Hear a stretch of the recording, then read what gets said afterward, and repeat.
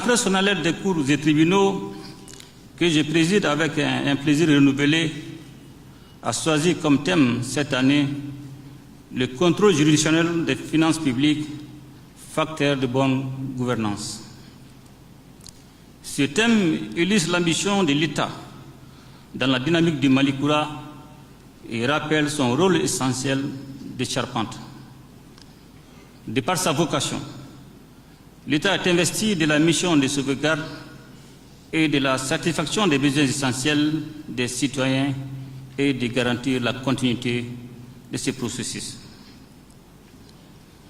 Pour assurer ses fonctions régaliennes, l'État a besoin de ressources financières adéquates, mobilisées à travers une contribution commune des citoyens et l'exercice d'activités pourvoyeuses de ressources. Notre pays, pour renforcer son dispositif de contrôle et de reddition des comptes, a soumis toutes les opérations relatives aux recettes, aux dépenses et au financement des budgets des administrations publiques à un contrôle méthodique, qu'il soit parlementaire, administratif ou juridictionnel. C'est donc dire que le choix du thème de cette rentrée judiciaire 2025-2026 n'est nullement fortuit. Bien au contraire. Il revêt une importance capitale à un moment où notre nation fait face à de nombreux défis existentiels dans un environnement national et international marqué par des tensions croissantes. Dans un tel contexte, la gestion des finances publiques ne saurait être laissée au seul arbitre de l'exécutif ou des ordonnateurs. Elle doit être placée sous le regard vigilant des juges, garants de la légalité et de la bonne utilisation des deniers publics. En effet, le contrôle juridictionnel constitue le rempart le plus sûr contre le gaspillage des deniers publics, la fraude et la mauvaise gestion. Il donne vie au principe fondamental selon lequel nul ne peut disposer des ressources publiques sans en rendre compte. Les institutions supérieures de contrôle, notamment la Cour des comptes, incarnent cette exigence. Leurs décisions, lorsqu'elles sont respectées et exécutées, permettent non seulement de sanctionner les fautes de gestion, mais aussi de renforcer la confiance entre l'État et les citoyens. La bonne gouvernance repose sur trois piliers qui sont la transparence, la responsabilité et la sanction. Or, sans un contrôle juridictionnel fort et indépendant, ces piliers s'effritent, installant de fait une crise de confiance entre l'État et les citoyens. L'État de droit ne se résume pas à de simples proclamations de principes. Il se mesure par la capacité des institutions à faire prévaloir la légalité sur l'arbitraire, la probité sur la corruption et l'intérêt général sur les intérêts particuliers.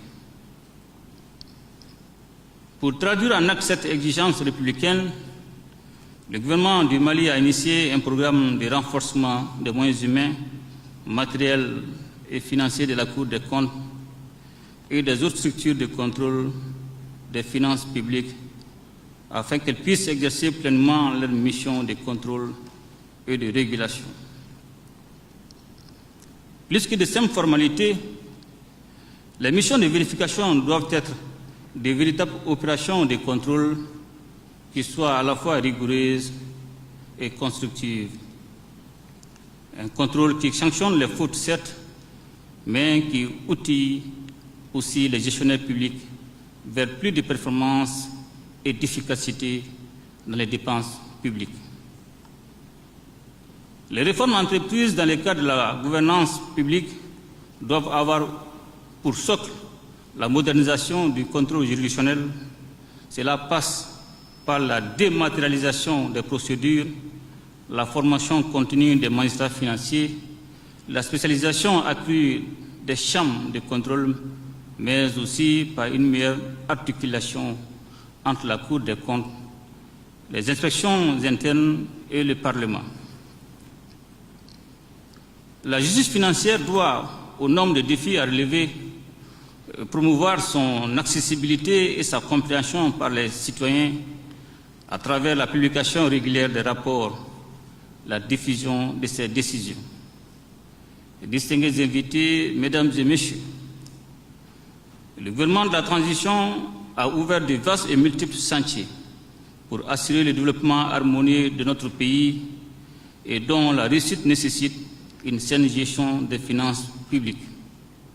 C'est ainsi que, sur le plan normatif, les autorités de la transition faisant suite à une directive de l'UEMOA de 2000 et une recommandation des assises nationales de la refondation ont élaboré et fait adopter par le peuple malien la Constitution du 22 juillet 2023, qui a consacré la création d'une Cour des comptes. La pose de la première pierre du bâtiment destiné à abriter la future Cour des comptes, le 19 décembre 2024, est financée sur le budget national, témoin de la volonté du pays de promouvoir une gestion saine et transparente des ressources publiques. Ce siège offrira un cadre de travail moderne aux juges financiers et renforcera la justice des comptes, outil essentiel de la bonne gouvernance et de la lutte contre la délinquance économique et financière. Il convient de saluer la détermination du gouvernement et des acteurs engagés dans la réalisation de ces projets. Distingués invités, Mesdames et Messieurs, la transparence et la responsabilité ne sauraient être de simples slogans. Ce sont des exigences républicaines et morales. C'est ensemble que les pouvoirs publics, les institutions de contrôle, la société civile et les citoyens pourront relever ces défis. En plaçant le contrôle juridictionnel des finances publiques au cœur de la bonne gouvernance, notre justice contribue à renforcer la confiance du peuple dans ses institutions et à consolider les fondations d'un pays prospère. Je voudrais ici saluer l'engagement constant des magistrats, greffiers, auxiliaires de justice et l'ensemble des personnels judiciaires dont le développement quotidien contribue au renforcement de l'état de droit dans notre pays. De même, je tiens à féliciter les différents intervenants, à savoir Monsieur le Président de la Cour suprême, le rapporteur du thème de la rentrée, le procureur général et les bâtonnets de l'ordre des avocats pour la qualité de leurs interventions.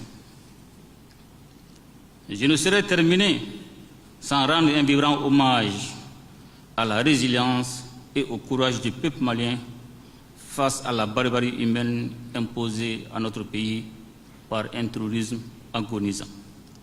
Sur ce, Mesdames et Messieurs les membres de la famille judiciaire, je vous souhaite une excellente année de travail et de réussite dans l'exercice de vos activités professionnelles quotidiennes. Je déclare ouverte l'année judiciaire 2025-2026